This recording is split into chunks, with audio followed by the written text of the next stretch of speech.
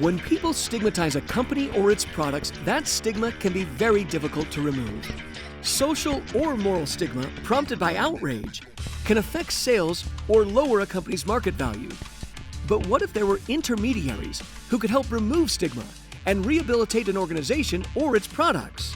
While past research has focused more on how organizations manage the effects of stigma, researchers studying the phenomenon of Norwegian black metal music discovered that there are market intermediaries that can help destigmatize a product through a process called valuation arbitrage.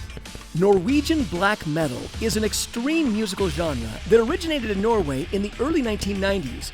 It escalated the rawness and blasphemous tendencies of earlier bands, with some band members engaging in criminal acts such as burning historic Norwegian churches. A moral panic ensued wherein the bands were scorned and stigmatized by many Norwegians. But as record labels perceived an economic opportunity, they engaged in valuation arbitrage, signing the undervalued bands who were stigmatized in their own countries to international record deals where the bands were not stigmatized.